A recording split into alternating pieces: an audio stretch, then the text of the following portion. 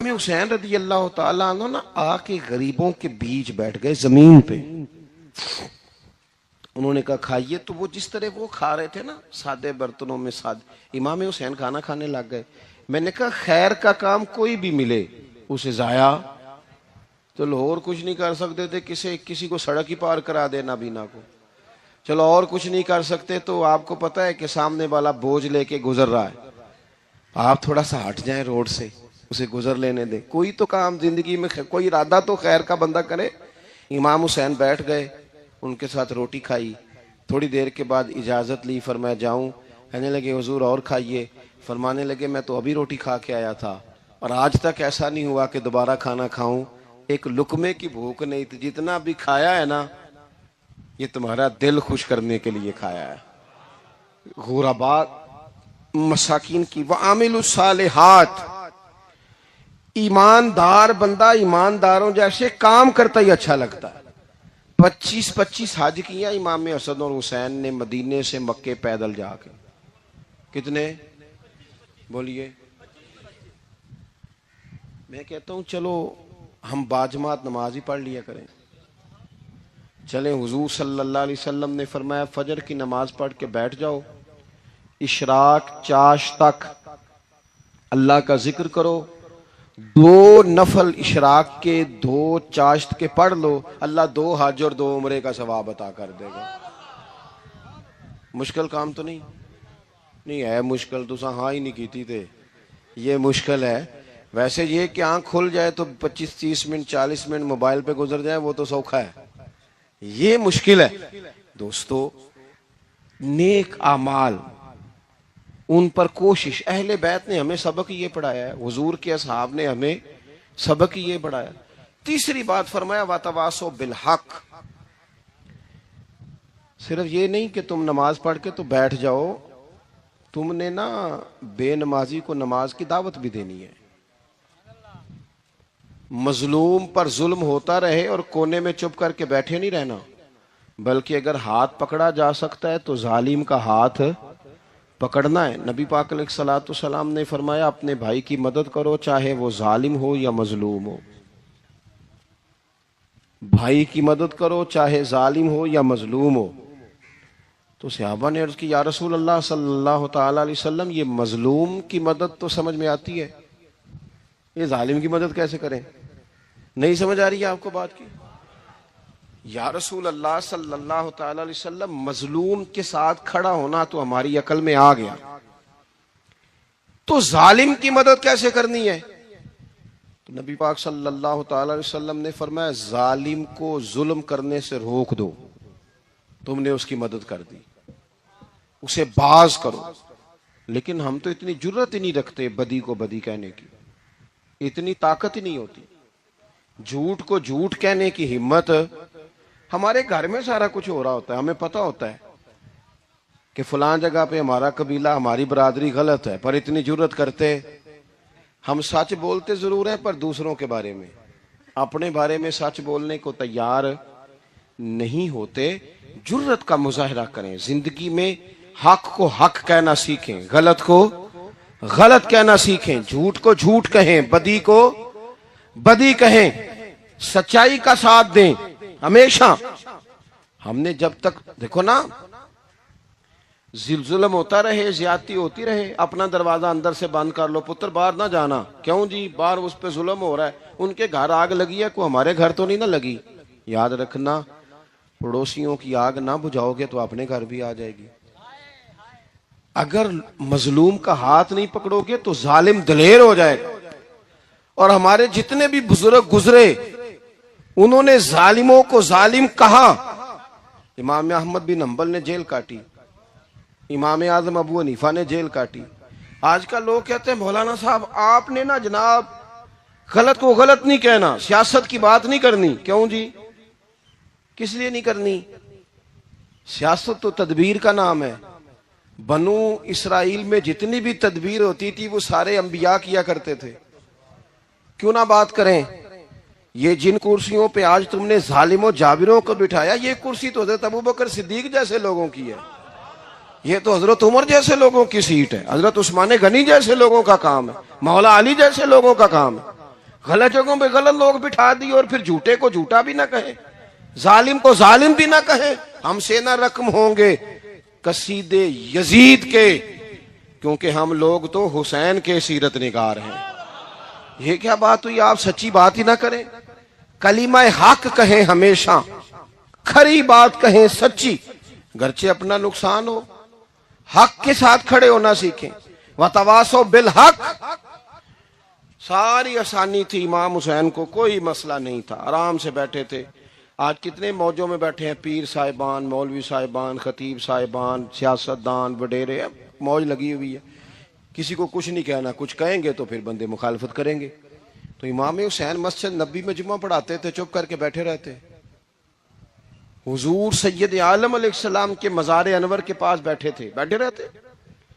لیکن امام حسین نے فرمایا ظالم حکمران بنے تو وہ قوموں کو تکلیف دیتے ہیں، وہ ملی نقصان کرتے ہیں، وہ امت کا چہرہ مہرہ بگاڑ کے رکھ دیتے ہیں، لہذا کھڑے ہونا پڑتا ہے، کلمہ حق کہنا پڑتا ہے، الہے کلمت الحق کے لیے نکلنا پڑتا ہے۔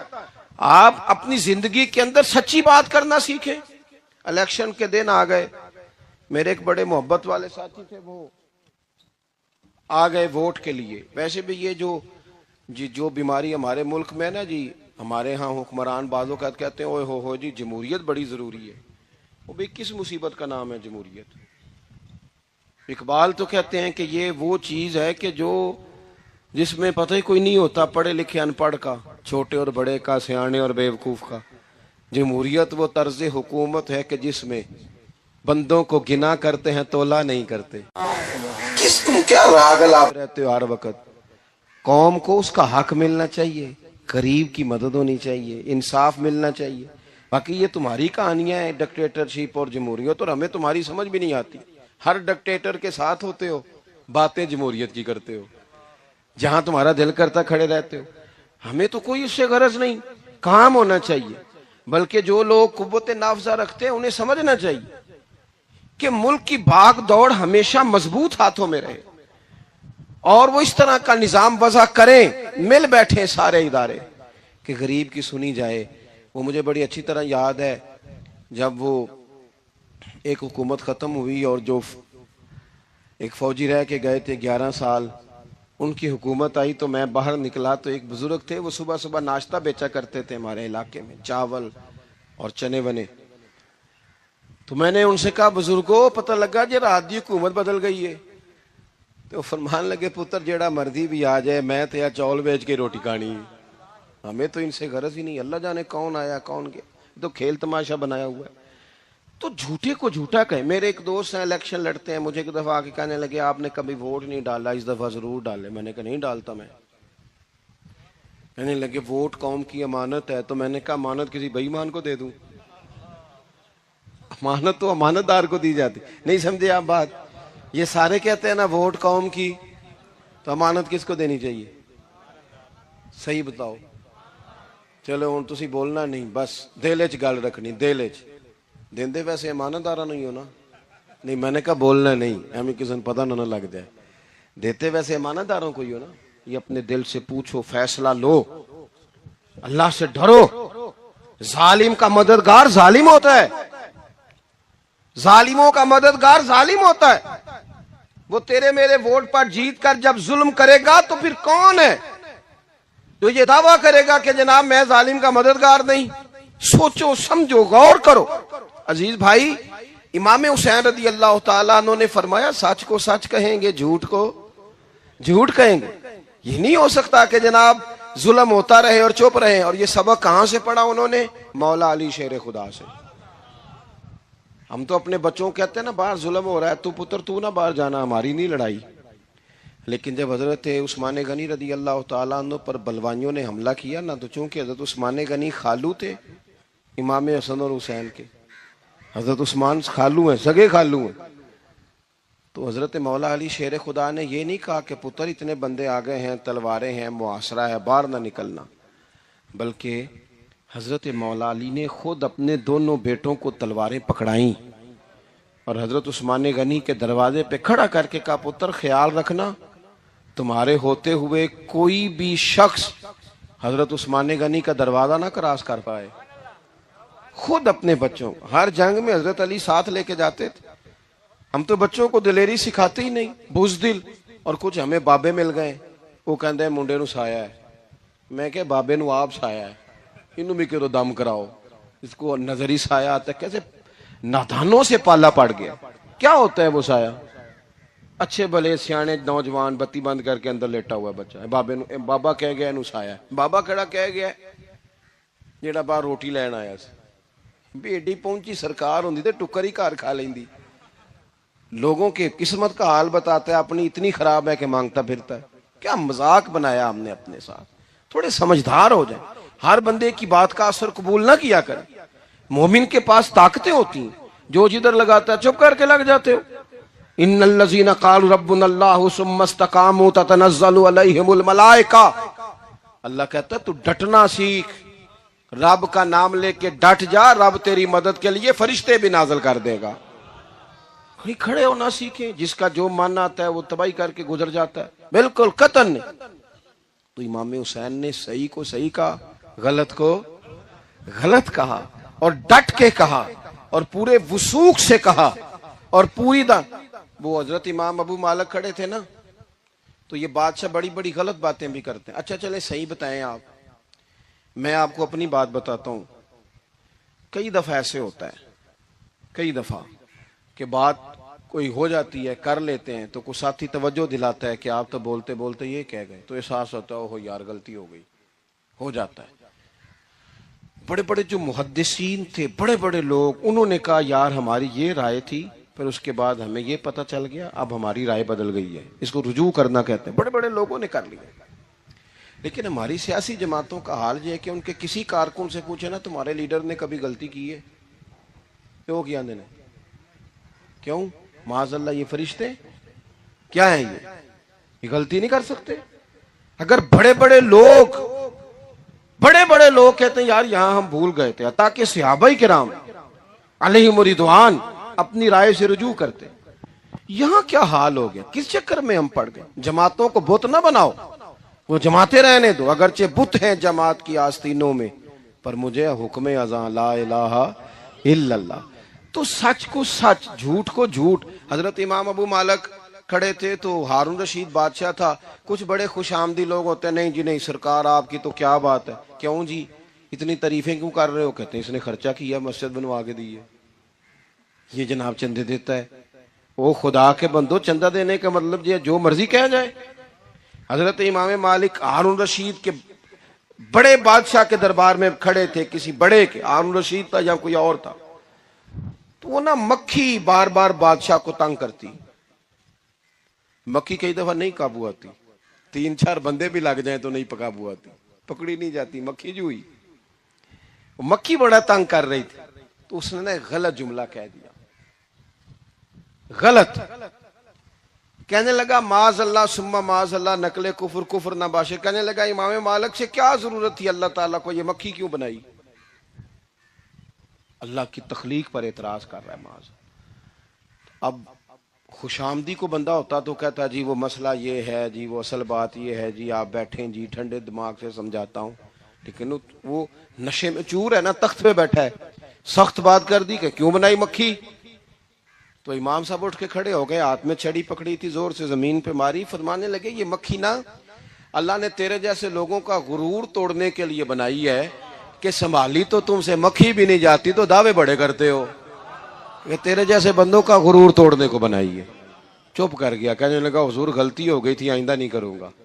تو آپ جب جھوٹ کو جھوٹ کہتے ہیں اور سچ کو سچ کہتے ہیں، حق کی تعریف کرتے ہیں، باطل کو بیان کرتے ہیں، پھر لوگ مخالفت کرتے ہیں. اب جب لوگ مخالفت کریں گے پھر تکلیف آئے گی. تکلیفیں بڑی سونی ہوتی ہیں. جب تکلیف آئے تو رب کہتا ہے وَتَوَاصَوْا بِالصَّبْرِ، اب ایک دوسرے کو صبر کی نصیحت کرو. یہ جب دکھ آتے ہیں نا، دکھ بندے کو نرم کر دیتے ہیں. بیماری نفسانی خواہشات کو ختم کر دیتی ہے. بیمار بندہ، اس کا کسی غلطی کی طرف دھیان ہی نہیں جاتا، وہ پورا جڑ جاتا ہے اپنے رب سے، اس کے اندر سے نفسانی خواہشات ختم ہو جاتی ہیں. جب آپ دکھی ہوتے ہیں نا، پھر کوئی سجدے کا مزہ آتا ہے، پھر کوئی دعا میں لطف آتا ہے، پھر کوئی رب سے دل لگانے میں مزہ آتا ہے، پھر دل کرتا ہے کہ کوئی بندہ موجود نہ ہو، میں اکیلا ہوں مسجد میں، رج کے یاد کروں اپنے مالک کو۔ جب آپ صبر کرتے ہیں، قرآن پاک میں نا کم و بیش کوئی 99 کے قریب، 90 سے زیادہ مرتبہ صبر کا ذکر ہے، اور محدثین نے تصریح کی ہے کہ کوئی 500 کے لگ بھگ حدیث پاک میں صبر کا ذکر ہے، حوصلے سے، صبر سے، وَتَوَاصَوْا بِالصَّبْرِ، صبر بندہ کر کے دکھائے، اس کے اندر حوصلہ ہو، دلیری ہو۔ ہم نہ جلد باز ہو جاتے ہیں، بعض بزرگ بھی ناراض نہ ہوں تو وہ بھی بڑے جلد باز، فٹافٹ کام ہونا چاہیے، بعض بچے بھی، بعض جناب سیانے لوگ، بڑی جلدی ہے۔ بندے نے روزہ رکھا ہوا نا گرمیوں کا، تو عصر کے وقت اگر وہ بڑا سوڑا پڑ جائے نا تو روزہ پھر کھل جاتا ہے۔ بولیے، بڑی جلدی ہے جی، بڑی ٹینشن ہے جی، بڑا لگ رہا ہے، تو کھل جائے گا یہ کہنے سے؟ اس نے کب کھلنا ہے؟ بولیے، آپ کو تکلیف ہو گئی، آپ کو خدا نہ خواستہ ڈاکٹر نے کہا چھوٹا سا آپریٹ کرنا ہے آپ کا، شام کو ٹھیک ہو جائیں گے جی؟ تو جلدی بڑی ہے، درد بڑی ہو رہی، جلدی کریں ڈاکٹر صاحب۔ تو ڈاکٹر کہتا ہے پہلے خون ٹیسٹ کرا، پھر بلڈ پریشر اپنا چیک کرا، پھر شوگر چیک کرا، پرسوں رپورٹ آئے گی، پھر شام کو لے کے آنا، پھر ٹائم دوں گا، پھر ٹائم دے گا، پھر آپریٹ کرے گا، پھر دوائیاں لکھے گا، پھر آپ کو آرام کا مشورہ دے گا، پھر 2-3 ماہ لگیں گے، پھر طبیعت پوری طرح۔ تو کرنا کیا پڑے گا؟ صبر۔ کیا کرنا پڑے گا؟ صبر۔ صبر زندگی میں ضروری ہے، اگر صبر نہیں تو پھر کوئی کام بھی۔ اپنے مزاج میں حوصلہ لائیں، حلم ہو، بردباری ہو، صبر ہو، تحمل ہو۔ امام علی مقام رضی اللہ تعالیٰ عنہ کو آپ دیکھ لیں، میدان کربلا پورا پڑھ لیں، آپ پوری تاریخ روایات کھنگال کے دیکھ لیں، سامنے تلواریں تھیں یزید کے لشکر کے پاس، امام کے پاس حوصلہ تھا۔ وہاں ظلم و جبر ہو رہا تھا، یہاں حوصلہ، حلم، بردباری، اعلیٰ ظرفی، کرم۔ دوستو، جب صبر اور تلواریں آپس میں ٹکرائی نا، صبر اور تلواریں، تو تلواریں ہار گئیں، صبر جیت گیا۔ صبر ہمیشہ جیت جایا کرتا ہے۔ بعض اوقات تھوڑا ٹائم لگ جاتا ہے، تھوڑا سا وقت، کچھ چیزوں کی لوگوں کو فوراً سمجھ نہیں آتی، ٹائم گزرنے کے وہ کافی دیر کے بعد احساس ہوتا، اوہو وہ تو ٹھیک تھا، احساس۔ لیکن آپ زندگی میں تھوڑا تحمل، تھوڑی بردباری، آپ یقین کریں، ہم جب لڑائیاں کرتے ہیں نا، کسی سے بحث کرتے ہیں، کچھ ایسی باتیں کر جاتے ہیں کہ بعد میں ہمیں احساس ہوتا ہے یار زیادہ سخت بات ہو گئی، مانتے نہیں، لیکن بعضوں کا خیال ہوتا ہے یار اوہو یہ نہیں کہنا چاہیے تھا، لیکن وہ بات غصے میں نکل جاتی ہے، صبر ہوتا نہیں، پھر وہ خرابی ہوتی ہے۔ اپنی زندگی میں صبر، یہ تھوڑی بہت جو تکلیفیں آتی ہیں نا، میں گیا ہوا تھا سندھ کے سفر پر، تو موٹر وے سے، سکھر سے موٹر وے لاہور آتا ہے، اب سفر آسان ہو گیا، تو میں نے اپنے ڈرائیور سے کہا لو میاں اب سہولت ہو گئی تمہیں، اب تو سارا موٹر وے لاہور تک آسان ہو گیا۔ تو مجھے کہنے لگا نہیں حضرت صاحب یہ مشکل ہے۔ میں نے کہا جی کیوں؟ کہنے لگے نیند آنے لگ جاتی ہے۔ بالکل سیدھی سڑک ہے نا، اگر کوئی سپیڈ بریکر ہو، کوئی رکشے والا بھی آئے، کوئی ریڑی والا چاچا ناراض بھی ہو کہ ویک کے نہیں چلائی جاندی، تو بندہ تھوڑا جاگتا رہتا ہے، تھوڑا نا وہ۔ تو زندگی میں جو رکاوٹیں آتی ہیں نا، یہ تو بندے کو جگانے کے لیے آتی۔ ان مع العسر یسرا، ان مع العسر یسرا۔ ایک دفعہ اگر مشکل آئے تو اللہ 2 آسانیاں دیتا ہے، ہم نہ گھبرا جاتے ہیں۔ یہ دکھ تو بڑے پیارے ہوتے ہیں، یہ تو بڑے نفع بخش ہوتے ہیں، یہ تو فائدہ کرتے ہیں بندے کا۔ تکلیفیں جیسے جیسے زندگی میں آتی ہیں بندہ پالش ہوتا جاتا ہے۔ جیسے جیسے میں اکثر دوستوں سے کہتا ہوں، کبھی مشکل آ جائے اور کوئی بندہ ساتھ نہ بندے کے چلے، نہ رشتہ دار چلے، نہ دوست چلے، نہ گلی محلہ، کوئی ساتھ نہ چلے، تو ہم شکوے کرتے ہیں، حالانکہ شکوے نہیں کرنے چاہیے۔ اگر یہ ساتھ نہ کوئی بھی چلے تو بندے کو اکیلے لڑنے کا حوصلہ نصیب ہو جاتا ہے۔ اسے پھر ہمت مل جاتی ہے کہ یہ سفر میں نے اکیلے طے کرنا ہے۔ تو امام علی مقام کی زندگی، یہ ساری چیزیں ان کو ملاحظہ کریں گے تو چار باتیں کھل کے سامنے آئیں گی: پختگی ایمان کی، شوق اعمال صالحہ کا، بات کرنی ہے تو ہمیشہ حق کی کرنی ہے، سامنے کوئی بھی ہو کبھی جھوٹ کا ساتھ، اور چوتھی بات یہ کہ صبر، تحمل، حوصلہ۔ میں نے قرآن مجید ایک جگہ سے اور تلاوت کیا تھا، وہ بھی تھوڑی سی بات آپ سے عرض کرنی ہے، پھر میں بات ختم کرنے لگا ہوں۔ یہ جو حضور کے صحابہ اور اہل بیت ہیں نا، ان کا آپس میں بڑا گہرا رشتہ ہے، بڑا خوب پیار ہے ان کا۔ کچھ لوگوں کی نا دکان تب چلتی ہے جب وہ ان کا اختلاف ثابت کریں، دکانیں تب چلتی ہیں، چونکہ نبی پاک صلی اللہ علیہ وسلم نے فرمایا شیطان مایوس ہو گیا ہے، اب وہ لوگوں سے بت پرستی نہیں کرا سکے گا لیکن تمہیں لڑائے گا۔ تو یہ معاذ اللہ اتنے ظالم ہے کہ صحابہ اور اہل بیت کو لڑا دیتے۔ خدا کے بندو، تمہیں پتہ ہی نہیں تم کن کی بات کر رہے ہو، پہلے اپنی حیثیت دیکھو، یہ لوگ کتنی شانوں والے ہیں، تم کن کا تذکرہ کر رہے ہو؟ ان کے تو نام لیتے وقت کئی دفعہ ڈر آتا ہے کہ زبانیں بھی اس قابل ہیں کہ نہیں۔ قرآن مجید نے کہا محمد الرسول اللہ، محمد صلی اللہ علیہ وسلم اللہ کے رسول ہیں، والذین معہ، اور جو ان کے ساتھ ہیں۔ یہ قرآن پاک کے دو جملے ہمیشہ یاد رکھیں، تاریخ رکھے سوال کے لوگ اپنے پاس۔ قرآن پاک نے دو باتیں کی، فرمایا اشداء علی الکفار، یہ جو حضور کے ساتھ ہیں یہ کافروں پر سخت ہیں، رحماء بینہم، آپس میں بڑے مہربان ہیں۔ تو جب اللہ کہتا ہے آپس میں مہربان ہے، نہیں سمجھ آئی بات کی آپ کو؟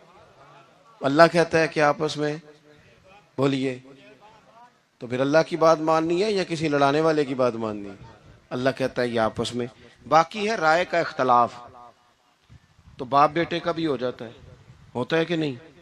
ابا کہتا ہے یہ کام کر لیں، پتر کہتا ہے۔ حضور صحابہ سے مشورہ لیتے تھے، کئی دفعہ نبی پاک نے صحابہ کی رائے پہ عمل کیا، تو صحابہ میں بہت سارے معاملات اجتہادی ہوئے لیکن ان میں عداوت نہیں تھی، ذاتی رنجشیں نہیں تھیں، بغض نہیں تھا، ان کے دل ایک دوسرے کے حق میں نرم تھے۔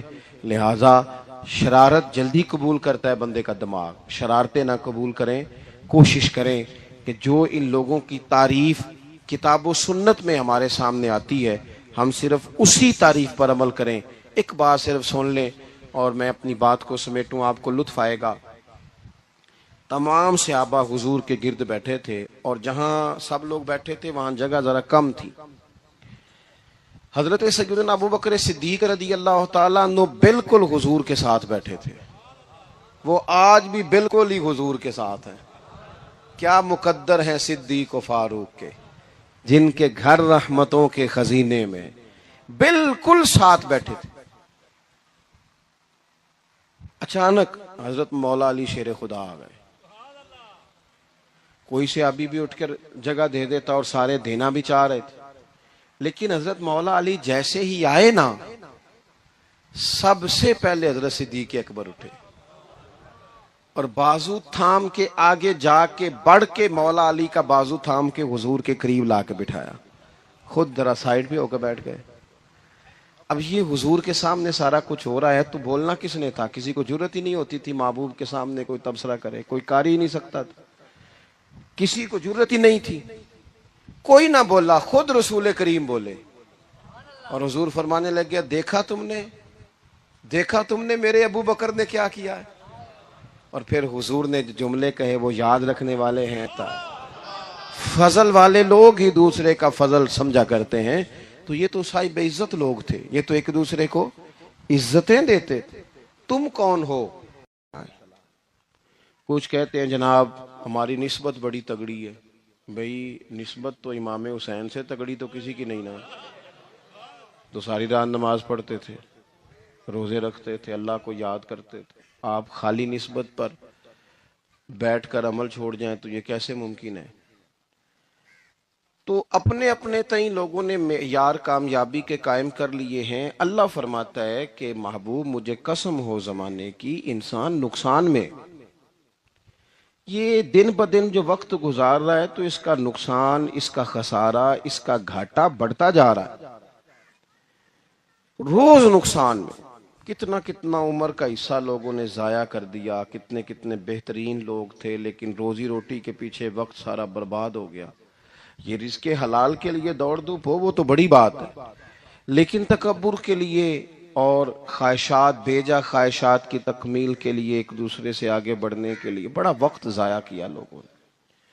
اچھا، کوئی بھی نہیں جیتا، خاندانوں میں بھی کوئی نہیں جیتا، برادریوں میں بھی کوئی نہیں جیتا، پر لڑائی ساری زندگی کی ہے، میں نے آگے گزرنا، میں نے آگے، حالانکہ کوئی کسی کو جیتنے دیتا ہی نہیں۔ تو اپنے اپنے تئیں لوگوں نے معیار قائم کیے کامیابی کے۔ اللہ فرماتے ہیں بے شک انسان نقصان میں ہے، لیکن جس میں 4 خوبیاں پائی جائیں، ادھر دیکھو میری طرف، جس میں 4 خوبیاں پائی جائیں، اللہ کا قرآن کہتا ہے وہ بندہ کامیاب ہو جاتا ہے۔ 4 خوبیاں اس کے اندر ہو۔ کون کون سی؟ الا الذین آمنوا، سب نقصان میں نہیں سوائے ان لوگوں کے جو ایمان لائے۔ سب سے پہلے کیا کرے؟ ایمان ہو اس کے پاس، مضبوط ایمان، وعملوا الصالحات، اور ایمان بھی لائے اور نیک کام بھی کرے، اور صرف نیک کام نہ کرے، وَتَوَاصَوْا بِالْحَقِّ، لوگوں کو حق بات کی نصیحت بھی کرے۔ اور ظاہر ہے سچ بولے گا، حق بولے گا تو بڑے لوگوں کے مفادات کو ٹھیس پہنچے گی، کچھ لوگوں کو تکلیف بھی ہوگی، تو اب جب تکلیف ہوگی تو پھر مصیبت بھی آئے گی۔ تو اگر حق بات کہنی ہے تو پھر کیا کرے؟ وَتَوَاصَوْا بِالصَّبْرِ، پر ایک دوسرے کو صبر کی بھی وصیت کرے۔ 4 چیزیں پائی جائیں، ایمان، اعمال صالحہ، حق کی نصیحت، اس رستے میں آنے والی تکلیف پر صبر۔ اگر یہ 4 چیزیں میسر آتی ہیں تو اللہ کا قرآن کہتا ہے بندہ کامیاب ہے، اور اگر یہ 4 چیزیں نہیں تو پھر کوئی بندہ جتنا مرضی دعویٰ کرے، جتنا مرضی شور کرے، جتنا مرضی اعلان کرے، وہ کامیاب ہو سکتا۔ سب سے پہلے تو اپنا ایمان پکا کریں۔ یہ جو کچی پکی باتیں کرتے ہیں نا لوگ، بھائی مسلمان جو ہوتا ہے نا، مسلمان وہ لوارث نہیں ہوتا، وہ وارث والا ہوتا ہے، اس کا رب ہر وقت اپنی رحمت سے اس کی حفاظت کرتا ہے۔ مسلمان ہر وقت نبی پاک علیہ السلام کے نگاہ کرم میں رہتا ہے۔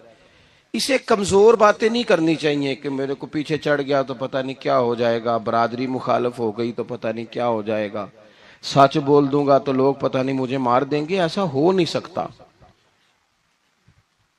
چھری حضرت ابراہیم چلائیں بھی نا تو حضرت اسماعیل کے حلق پہ چلنا اس نے تب ہی ہے جب اللہ حکم کرے گا، تو اللہ کی حکمت ہوگی، حکمت الہی ہوتی ہے تو کوئی کام ہوتا ہے، ورنہ ہوتا۔ تو اپنی طبیعت میں مضبوط ایمان، توکل، اللہ پہ بھروسہ، مضبوطی افکار کی، کچی باتیں نہیں۔ جو لوگ کمزور ذہن رکھتے ہیں ساری زندگی فیصلہ ہی نہیں ہوتا، کوئی ڈرتے رہتے ہیں، سہمے وقت گزارتے ہیں۔ اپنے آپ کو فکری، یہ جو ایمان ہوتا ہے یہ بندے کو طاقتور کرتا ہے، بندہ مضبوط ہو جاتا ہے۔ مجھے بتائیے نا، جب ایمان پکا ہو کہ روزی دینے والا اللہ ہے تو پھر بندہ کسی مالدار آدمی کے پیچھے کبھی بھاگتا ہے؟ کبھی کسی بڑے آدمی سے ڈرتا ہے؟ جب اسے پتا ہو کہ عزت اور ذلت اللہ کے دستے قدرت میں ہے، پھر وہ سیاستیں، سازشیں، یہ کام کرتا ہے۔ تو پہلے تو مضبوطی ایمان درکار، ہماری بچوں کے اندر، ہمارے مزاجوں کے اندر جب تک وہ مضبوطی ایمان، حضرت مولا علی شیر خدا کرم اللہ تعالی وجہہ الکریم ایک دفعہ بڑے علیل ہو گئے، کمزوری آ جاتی ہے، بندہ بیمار ہو جاتا ہے۔ تو ہمارے ہاں بیمار لوگ بعض اوقات ایسا جملہ بولتے ہیں جو کفر کے زمرے میں چلا جاتا ہے۔ آپ پریشان ضرور ہیں، تکلیف میں ضرور ہیں، لیکن آپ بات وہی کریں گے جو شریعت اجازت دیتی ہے۔ حضرت علی شیر خدا شدید علیل تھے، ایک صحابی تیمارداری کرنے گئے تو حضرت مولا علی کا چہرہ دیکھ کے پریشان ہو گئے، کہنے لگے آپ تو بڑے سخت علیل ہیں، اللہ خیر کرے، اللہ تعالیٰ آپ کو صحت دے۔ تو حضرت علی کہنے لگے تو فکر نہ کر، مجھے اس بیماری سے کچھ بھی نہیں ہوگا۔ نے کہا کیوں؟ فرمانے لگے مجھے نبی پاک علیہ السلام نے فرمایا تھا علی اس وقت دنیا سے جاؤ گے جب داڑھی خون سے رنگین ہو جائے گی، تو اس کا مطلب ہے میں خنجر کے وار کے ساتھ شہید کیا جاؤں گا، میں بیماری سے دنیا میں نہیں جاؤں گا، میں یہ بیماری سے مجھے کچھ بھی نہیں ہوگا، اللہ مجھے شفا دے دے گا، چونکہ حضور نے فرمایا کہ ساڈے نبی دی زبان ساڈے واسطے قرآن۔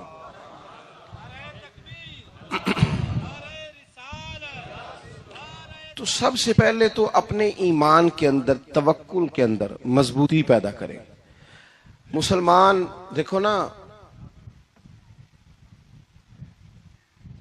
نماز پڑھنے سے روزی میں برکت ہوتی ہے کہ نہیں؟ ویسے جو چوپ ہیں ان کی بھی ہوتی ہے کہ نہیں؟ نماز پڑھنے سے روزی میں برکت ہے، تو پھر اس کا مطلب یہ ہے کہ جب ٹائم آئے نا نماز کا، تو گاہک جتنے مرضی کھڑے ہوں پھر دکان بند کرنی چاہیے، پھر نماز پڑھنی چاہیے، کیونکہ روزی تو اللہ نے دینی ہے، گاہکوں نے تو دینی۔ تو سب سے پہلے ضروری ہے مضبوطی ایمان۔ میری طرف دیکھیں جی، آپ ویڈیو ضرور بنائیں پر میری طرف بھی تو دیکھیں نا جی، اللہ آپ کو خوش رکھے۔ موبائل اللہ تو مہنگے دے وے، پر ساری دیڑی یہ کام تری نہ کروں۔ آپ بنائیں ضرور، میں ویڈیو بنانے سے منع نہیں کرتا، سارے بنائیں بے شک، پر دیکھیں میری طرف، میری بات پر غور کریں۔ دوستو، مضبوطی ایمان، توکل، اللہ کی ذات پر بھروسہ۔ آپ کبھی میدان کربلا کا پورا نقشہ اپنے سامنے رکھیں نا، پورا نقشہ، دو چیزیں ہیں۔ امام حسین کو نظر آ رہا ہے اب شہادت ہو جائے گی، اتنی بڑی فوج آئی ہے، خدا کی حکمت کے تقاضے سمجھ میں آ رہے ہیں، حالات کیا ہوں گے سمجھ آ رہی، پر ایک لمحے کے لیے بھی ان کا توکل کمزور نہیں ہوا۔ اپنے رب پر جو مضبوط بھروسہ ہے، مضبوط۔ سیدہ طیبہ طاہرہ حضرت فاطمہ الزہرا رضی اللہ تعالی عنہا نا، اونٹ کے بالوں کی بنی ہوئی چادر اوڑھ کر چکی پیس رہی تھی۔ یہاں بیویاں بڑا روتی ہیں، غریبی بڑی ہے، بڑی غریبی ہے، حالانکہ اب کون بندہ پیبند والے کپڑے پہنتا ہے جی، دور ہی گزر گیا۔ اب تو بڑی مشکل سے وہ لوگ ملتے ہیں جو جوتا ٹوٹ جائے تو گانٹھ کے پہنے، ورنہ تو نئے جوتے آ جاتے ہیں۔ حضرت سیدہ پاک اونٹ کے بالوں کی بنی ہوئی چادر اوڑھ کے چکی پیس رہی تھی۔ نبی پاک صلی اللہ علیہ وسلم نے دیکھا، آنکھوں میں آنسو ضرور آئے، پر محبوب نے فرمایا فاطمہ دنیا میں تھوڑی سی تکلیف برداشت کرو، قیامت کی ساری عزتیں اللہ آپ کو ہی عطا فرمائے گا۔ تو توکل کی مضبوطی، اللہ کی ذات پر بھروسہ، اپنے رب کریم کے ساتھ امیدوں کا وابستہ کرنا، اس سے مضبوطی آئے۔ دوسرا فرمایا وَعَامِلُوا الصَّالِحَاتِ، بہترین عمل کیا جائے زندگی میں، نیک اعمال کیے جائے، وقت ضائع نہ کیا جائے، ہر وقت کوئی نہ کوئی کام بندہ کرتا رہے۔ یہاں بہت سارے لوگ ہیں جن کو لوگ نیک کہنا شروع کر دیتے ہیں نا، وہ سمجھ لیتے ہیں شاید ہم سچی مچی نیک ہیں۔ لوگ جو کہتے ہیں حضرت صاحب قبلہ، پیر صاحب قبلہ، میں یہ طالب علموں کو، دوستوں کو، بلکہ اپنے آپ کو بھی کئی دفعہ کہتا رہتا ہوں، اپنے آپ کو سمجھاتا ہوں کہ یہ لوگ تجھے کہہ رہے ہیں حضرت صاحب، یہ تو رات کو تو اپنے آپ سے پوچھنا، اپنے رب سے پوچھ۔ کبھی موقع ملے تو اپنی گریبان میں جھانک، غور کر کے تیری کیفیت کیا ہے، تنہائی میں تیرا دل اللہ سے جڑتا ہے کہ نہیں، عبادت میں دل لگتا ہے کہ نہیں، خدا کا خوف دل میں رہتا ہے کہ نہیں، غریب کی محبت، عزیزوں قربت والوں کا احساس طبیعت میں موجود رہتا ہے کہ نہیں۔ ویسے تو میرا مطلب ہے، لوگ کہہ دیتے ہیں حاجی صاحب آپ بڑے سخی ہیں، تو اس سے تو نہیں نا بندے نے سخی ہونا، سخی تو تب ہونا ہے جب اللہ کی بارگاہ میں مقبول ہوگا۔ اعمال صالحہ، نیک کام، اور وہ کرتا رہے بندہ، کوئی بھی کام اسے نیکی کا مل جائے نا۔ دیکھو نبی پاک صلی اللہ تعالی علیہ وسلم نے فرمایا نیکی کو کبھی حقیر نہیں سمجھنا، کبھی حقارت سے نہیں نیکی کرنی کہ یہ بڑی چھوٹی ہے تو میں اس کو کروں۔ اب فرمایا کبھی حقیر نہ سمجھنا، نیکی کا کام جو بھی ملے کر دینا۔ فرمایا اگر بھائی سے مسکرا مادا شاکر انت وچھوڑا سینائے، آپ آپ ڈگنا آپ اٹھنا پینا مادہ شاکر انت وچھوڑا سہنا آپ ڈگنا آپ اٹھنا پینا پت بسم اللہ دیاں کہ ملو گے بھی نا تو اس پر بھی اللہ تمہیں صدقے کا ثواب عطا کرے گا۔ ہم تو اس دین سے کے ماننے والے ہیں جو کہتا ہے تو گلی سے روڑا اٹھا دے، کانٹا اٹھا دے، کسی کی تکلیف دور کر دے، کسی اس پر گنجائش کر دے، کسی کے لیے آسانی کر دے، جو بھی خیر کا کام میسر آئے پورے دن میں اسے چھوڑے نہیں۔ صبح گھر سے نکلیں، وہ ایک صحابی تھے غالباً تابی تھے، تو بازار جاتے اپنے غلام کے ساتھ تو سارا بازار گھوم کے واپس آ گئے۔ خادم نے کہا جناب کو نہ کوئی خریدا نہ کچھ بیچا، تو آپ سارا بازار گھوم کے آ گئے۔ فرمانے لگے تیرا کیا خیال ہے؟ میں نے کچھ بھی نہیں کیا۔ کہا جناب پھر کیا کیا ہے؟ فرمانے لگے تم نے دیکھا ہے جو بندہ بھی گزرا ہے میں نے اس کو کہا السلام علیکم، تو کتنی کو نیکیاں میں جمع کر کے آ گیا ہوں۔ کوئی خیر جو میسر آئے، ہم سمجھتے ہیں کہ شاید کوئی کروڑ کو روپیہ ہوگا تو پوری مسجد بناؤں گا تو پھر میں نے نیکی کر دی ہے، شاید جناب میں، حالانکہ یہ چھوٹے چھوٹے کام ہیں نا، چھوٹے چھوٹے کام، ان کی تو زیادہ ضرورت ہوتی ہے، ان کی تو زیادہ حاجت ہوتی ہے۔ کوئی آپ رستے میں گزر رہے ہیں تو نیچے کوئی کھڈا بنا ہوا ہے تو اس پر ہم کیا کرتے ہیں؟ گاڑی میں بیٹھ کے تبصرہ کرتے ہیں اے روڈ کھورے کدوں بننا ہے؟ بھئی یہ کھڈا ہے نا تو آپ نیچے اترے نا، تو آپ دھابڑا لیں نا، کئی پکڑے نا، یہ تو 5 منٹ کا کام ہے، یہاں آسانی کر دیں نا، آپ اس میں گنجائش کر دیں۔ حضور سید عالم علیہ السلام نے فرمایا، امام راضی نے حدیث لکھی ہے، قیامت کے دن ایک بندے کو اللہ معاف کرے گا تو مالک وہ بندہ عرض کرے گا یا اللہ میں تو بڑا گنہگار ہوں، کس وجہ سے معافی ہوئی؟ فرمایا رات کے وقت تو گزر رہا تھا، تیرے پیر سے روڑا ٹکرایا تھا اور تو نے اٹھایا ادھر ادھر دیکھ کے کہ کوئی اللہ کے کسی بندے کو تکلیف نہ ہو جائے۔ کہا مالک ہو وہ تو میں نے زمانہ بیت گیا، کوئی اتنی بڑی بات بھی نہیں سمجھی۔ تو رب کریم نے فرمایا تو رات کے اندھیروں میں بھی میرے بندوں کا خیال رکھتا تھا تو میں تیرا خیال نہ کروں؟ کوئی عمل ہمارے ہاں لوگ کوئی کام نہیں کرتے، بالکل نہیں، کوئی کام نہیں، نہ بڑے نہ چھوٹے نہ سمجھدار نہ ان پڑھ، کچھ بھی نہیں، نشستن گفتن برخاستن، بیٹھو راج کے گپے مارو، تبصرے کرو فلانا کچھ نہیں کر رہا فلانا کچھ نہیں کر رہا، اس کے بعد اٹھ کے چلے جاؤ، کچھ کریں۔ وَعَمِلُوا الصَّالِحَاتِ نیکیاں جمع کریں زندگی میں، خزانہ بنائیں، خزانہ، اپنی ڈیوٹیاں اپنی ذمہ داریاں پوری کریں، ہر وقت کام، ہر وقت ذمہ داری، ہر وقت ڈیوٹی۔ دیکھیں نا امام حسن اور حسین، ان کی آپ کبھی زندگی کا مطالعہ کریں، فرض نماز کے علاوہ 100 رکعت نماز نفل روز پڑھنی ہے، پتہ کرنا ہے غریب کہاں کہاں ہیں، ان کا خیال رکھنا ہے، اور نیرے پیسے نہیں دینے۔ ہمارے لوگ غریبوں کو پیسے ضرور دیتے ہیں، عزت نہیں دیتے، ان کو 4 پیسے کی مدد ضرور کر دیتے ہیں پر عزت نفس کا خیال نہیں رکھتے۔ امام زین العابدین رضی اللہ تعالیٰ عنہ فرماتے ہیں گزر رہے تھے، آپ دیکھیں نا امام غزالی حدیث لائے ہیں کہ بندہ اور کچھ نہ کرے، کسی مومن کا دل راضی کر دے تو اللہ 60 سال کی نفلی عبادت کا ثواب عطا کرتا ہے۔ دل بدستاور کے حج اکبر است، از ہزاراں کعبہ یک دل بہتر است۔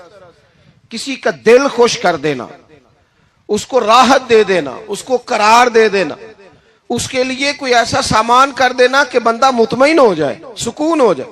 یہ ہمارے ہاں جو لوگ ہوتے ہیں نا سرکاری ملازمین، ڈیوٹیوں والے، ان کی طبیعتوں میں تلخی ہوتی ہے۔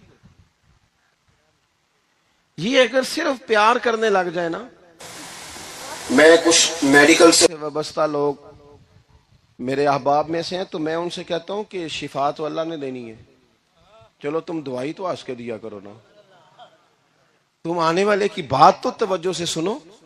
وہ بیچارہ اپنی بات، ہمارے ایک بزرگ تھے تو تعویذ لکھا کرتے تھے، بڑے عالم تھے، مجھے کچھ تھوڑی سی نا میرے دل میں ان کے بارے میں خفگی رہتی تھی کہ آپ اتنے بڑے عالم ہیں، آپ کتاب لکھیں، آپ تعویذ لکھ رہے ہیں۔